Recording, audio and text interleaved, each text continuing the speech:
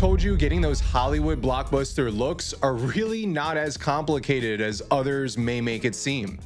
I've taken over 7 colorist courses in the last 5 years that I've been fully editing in DaVinci Resolve, and I'm not going to try to sell you a plugin. I'm not going to sell you a LUT. I'm going to show you one tool that's included if you own DaVinci Resolve Studio that's going to drastically take your boring Rec 709 footage and give it that Hollywood blockbuster filmic look.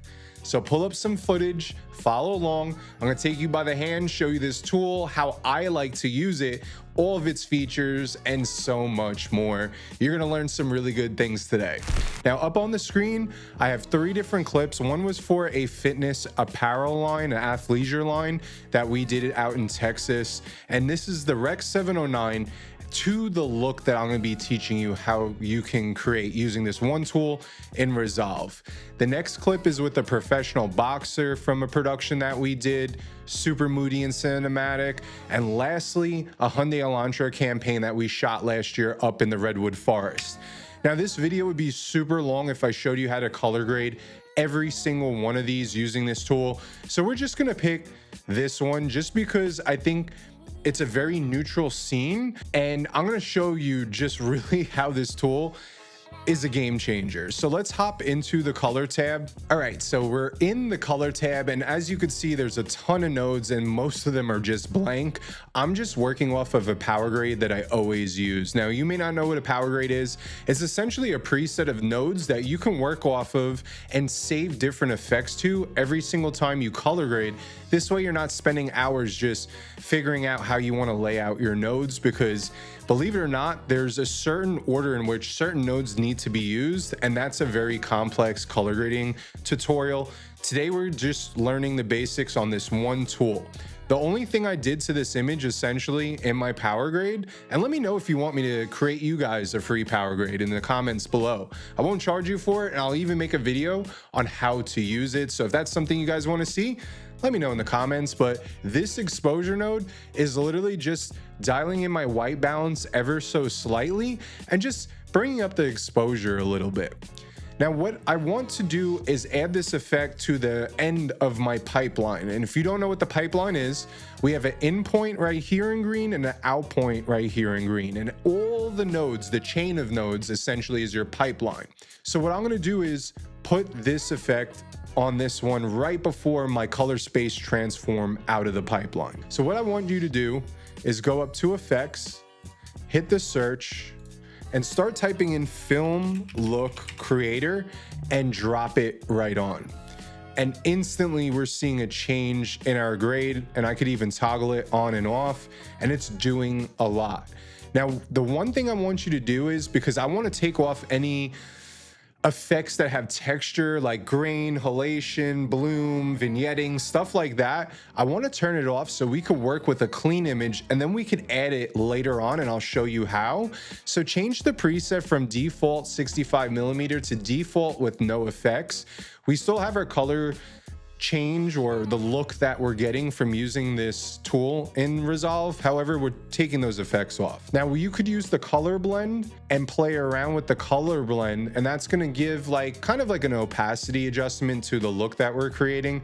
And then effects blend is going to do the same, but with the effects that we're going to be using, the texturized ones that I just mentioned. Now, color space overrides is only meant if you're using like ACES or Cineon to get your type of look or the color space that you want to be grading in. If you have no idea what those are, don't even touch it. And let's take a look now at our film look tab. Now, the film look tab has a film look blend, which is going to basically be our opacity slider for just the look that we're getting. And then we have our core look and skin bias. Let's start with skin bias before I get into the core looks. Skin bias simply is just going to help you bring back the color of your skin tones. So if you use a certain core look and say your skin tones look perfectly natural and organic, and now the person looks like their liver's failing because their skin's all yellow, you can slide this back and forth. I'm not sure if it's going to come through just because, yeah, it is. I keyed him with tungsten light to give like that real separation in this scene, so I wasn't sure if it would show up, but as you guys could see, all the way to the right, we have more of a magenta skin tone, towards the middle, orange, and to the left, yellow. I'm just gonna reset that. Now that I went over skin bias, let's go over the core look. We have 5 of them. This is cinematic. I hate that term if you know me. I like the filmic word because cinematic's used so loosely everywhere. We have Rochester, which is giving us a different color push. This one's more of a blue-ish, I don't know, it's looking like a little blue and like magenta. We have Alaska that's giving us like a teal and orange vibe. We have Elated, which is giving us a different version of teal and orange. And we have Vintage, which is giving us a more green teal and orange. Now, the Hollywood blockbuster look is actually a look that colorists go for, and it's usually a version of teal and orange. And it's up to the colorist to decide how much green's in the teal or blue, how much yellow or orange or magenta is in the orange portion of it. And the nice thing is, I'm gonna show you how we could really play with those different hues in just a second. Now, what I'm gonna do is, I'm really liking Elated. Right now, if I take a look at Vintage, that's just really a lot. And yes, I could pull it back a little bit and recover it a lot right here, but let's see if we dial everything back, which one's giving us our favorite look. And if I toggle this on and off, because I want the shadows to have that nice teal push, but a subtle teal. I don't want to do over the top. When it comes to color grading, less is more. You don't want to do crazy drastic pushes. You want to do a little bit at a time. Let's do Elated. So we're gonna start like right here. I'm liking where the skin is at. Okay, so let's go to the next setting, which is our color settings. Now, the color settings, you guys can mess with these sliders. I personally use only a handful of them because some of them could be a little bit more destructive than beneficial. Like for exposure, highlight, white balance, and tint, I rather do that in my exposure node over here because I'd rather use my lift, gamma, gain, log wheels, my HDR tool to achieve those tools I just mentioned to change my exposure, highlights, white balance, tint, and so on.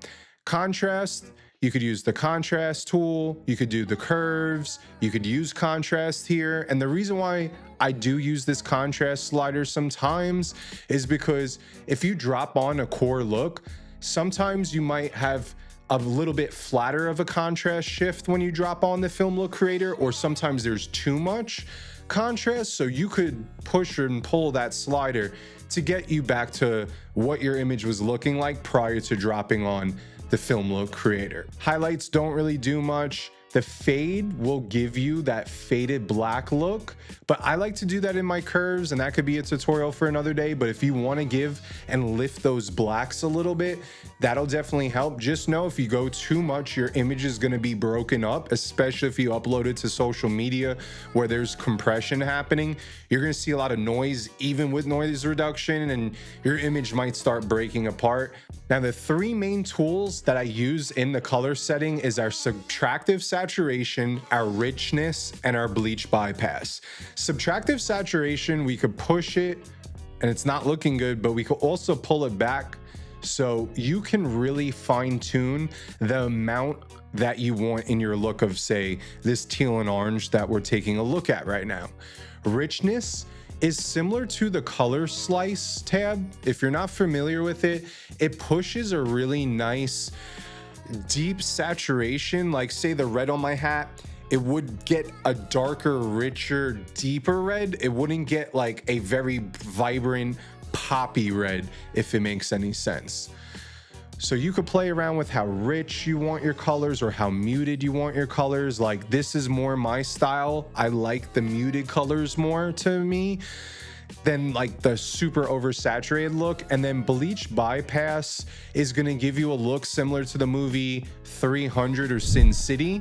In those movies, there's usually one or two colors like the red and skin tones that are popping, and then everything else has that desaturated look. If I start to creep up this slider, it's doing just that. And I really like the way that this is coming out so far. And if we go before and after, look at how stylized our look is. Now I'm just gonna dial this back a little bit. I'm gonna push a little bit more saturation in. And I'm using the iPad as a reference monitor as well as my calibrated monitor because I want to see how different these are looking. And this is going to give me more or less a result of which most of my viewers are watching my content on their phone. So I like to bounce back and forth and just see what's changing on one and not the other, or if one's having more of a drastic effect than the other. So we're gonna leave this right here. Once again, toggling it on and off. Although this image looks great as is, in my opinion, this just gives it that much more juice. And I'm gonna leave it. I feel like this is helping pull out that tungsten light off his skin tone. So let's leave it right there. Next up is our split tone. Now, there is some color theory when it comes to color grading. I'm sure at some point in your life you heard about complementary colors. Complementary colors, if we take a look at this color wheel, are just two colors that are across from one another. Teal and orange, the Hollywood blockbuster look, is one of the most used color palettes or complementary colors in the entire industry. Now, what we could do if we enable our split tone is we could adjust, like how I said earlier, our blues could be either more teal blue, green blue, or more of a pure blue. This is how we're gonna change the hue for our orange and our teal. The mount is doing just that. It's cranking everything that I basically pulled back in our, what was this? I don't know why I'm blanking, our color settings. So you can mess around with this guy. The hue angle is going to shift the hue. I think I gotta put this up a little bit. Yeah, notice how different all the hues are changing. And by swinging these hues, they're more complementary hues that we're noticing, because teal and orange is just not the only complementary. I mean, we have purple and yellow. I mean, there's all different types of complementary colors. And then the pivot is adjusting out of those two complementary colors, which one's more biased. So do you want more teal in your shadows and midtones, or do you want just teal in your shadows and then you want orange in your midtones and your highlights? So by adjusting this, notice how we're getting a lot more control. And if I toggle this off, the split tone, and then I turn it back on, there's just such a drastic difference and change to the image that I'm noticing. And use your discretion. I mean, part of being a colorist is being that creative and that artist, where as long as you like it, there's no real right or wrong. Like, yeah, there's rules. You don't want skin tones being colors that would never be a skin tone unless it's like a sci-fi film, but more or less, just experiment. Have the same clip, but play around and try to create multiple looks and versions of that grade. You know, take a look at what you're adjusting to get that desired look versus a look that you're not really in love with. It's all about experimenting and playing. And I really like this right here. It's not over the top. It's definitely stylized, but to me, it feels more intentional and less like a sci-fi film. Whereas earlier, if we crank this amount up, we're getting just some funky looks. Now, I do want to see if there's a way in which I can get some orange into the tube lights and the bloomed highlights while still trying to get that teal look. Here is where I'm at so far. We have that teal and orange look. We have some warm orange light coming through the windows. We have our tube lights that are looking nice and warm. So far, let's just recap what we went over. We went over just our film look, our color settings so far, our split toning. Next, we're gonna get into the fun part, adjusting effects. So the first effect that we can mess with is a vignette. And what is a vignette? Well, if I crank up the size and the amount, notice how the edges are getting darker. Essentially, as colorists, what we try to do is make sure our viewer's eye goes directly towards the hero and subject and not towards something random in our shot. And by using a vignette, we can darken the sides, or we could shape our vignette in a way in which that eye line is directed right at the subject. And a vignette is something that I will always do in my color grades. Next up, we have halation. Halation is a glow around specular highlights that are usually found in just film. But being that we want to give a filmic look, we have this really cool tool that we can adjust. Now, I'm not sure. Yeah, I mean, you could see it up here. So this is halation. I don't know if you guys are familiar with like film or Super 8 film, photography film, stuff like that. But if I toggle it on and off, you see that little orange glow that are on those specular highlights. That's halation. I love halation. And you could play around with all these sliders from the how much to the radius, which is like how glowy it's happening. I don't even know if glowy is a word, but you guys see what it's doing, the bloom, the pop of halation, how much saturation's in our halation, and then also the hues. So we can have more of a reddish halation, an orange, a yellow. From my past experience, the orange is like as close to like real halation in film as possible, so I like to use that one. So yeah, that's just giving us a little bit more effect, texture, you know, the stuff that we turned off earlier. Now we're going back in and we're adding it and we're fine-tuning it. After halation, we have bloom. So this is something like if you use a pro mist or haze in your scenes and you want those highlights, like as we could see the tube lights right here and the window are blooming, we can make that pop out just as much. So if I enable it and crank it, and then the radius, look how much it's adjusting. So that'll give us a little bit extra pop to the image. The next feature we have is grain. So if you want different film grain, you could adjust it from different film stocks, 65 millimeter all the way up to 8, that real gritty texturized grain. And then you could play with the amount of grain, how big the grain is, how soft the edges of the grain are, the saturation that's in your grain, and your image defocus, which is gonna kind of blur your image. I don't know why it's here. Like, to me, that's more of like an effect mask. That's kind of weird. So definitely use grain in your image. Remember, less is more.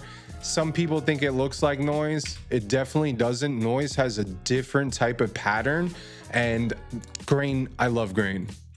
If you know me, I love grain because it really takes away that digital edge of the sharp sensors that we use on our Reds, Sonys, whatever camera you're using, and it gives it that imperfection that as colorists and editors, I feel like we're all kind of chasing now. We're like, you know, for years you wanted clinical, tack sharp, the sharpest image possible, and now we're all reverting because for those of us who respect film and pay homage to the soft cinematic, true cinematic look, this is how you achieve it. Now, flicker, gate wave, and film gate, those are different types of effects that if you're using, say, a RE Flex camera, the cinema cameras that you load film, or even a Super 8, this gives your footage some sort of, what's the word I'm looking for, imperfection, like the gate weave of the camera on a Super 8 camera while the film's rolling. Sometimes you see this little wiggle. Well, let's just start with gate weave being that I'm talking about. So if we enable it and I crank it up and the rate and we play back the footage, even though this gimbal shot, if I turn it off, is perfectly smooth pushing in, now we're getting that effect like if it's being shot on film, and you could obviously reduce it and make it subtle, but this is gonna sell this clip to make it feel like it's that much more shot on film.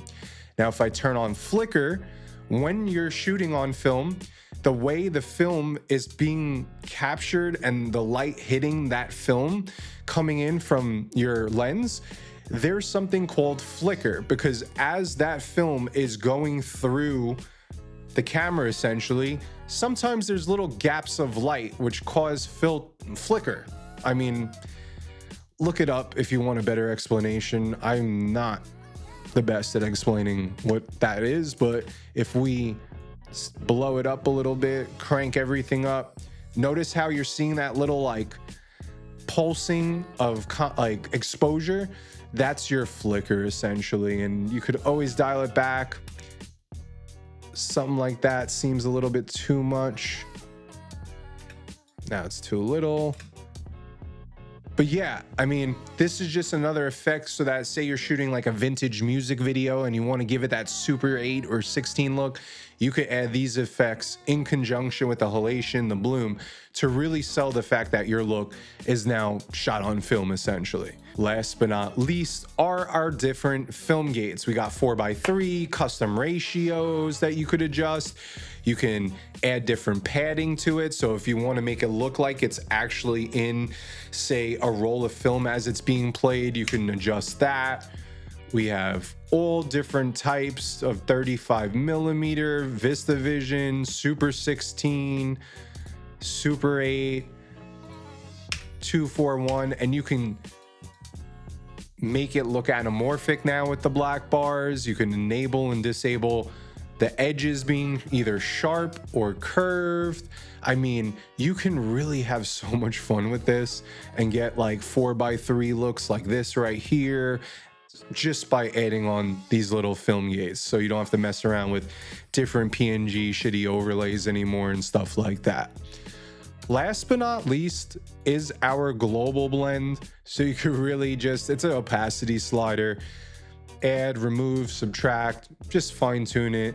And that essentially is our film look creator in DaVinci Resolve. Now, I know this wasn't an exact like, this is how I achieve this look, but you guys watching this saw how just by playing with some sliders, seeing what different effects they're doing, and using my discretion as somebody that's familiarized with color theory and uses different shots from movies as reference images when I'm color grading. If you do that type of stuff or just want to have fun and mess around, you could get creative and get really nice, unique looks compared to just the boring Rec 709 conversions you're doing with a LUT or a color space transform. Let me know in the comments below if this made you a little bit more confident using the film look creator, or if you never even knew it was updated recently, like a few months back, or it was even available in DaVinci Resolve. I hope you learned a thing or two on how to use this. Let me know in the comments below. Please leave a thumbs up if you thought this video was helpful. And until next time, I'll see you on the next tutorial. Peace out.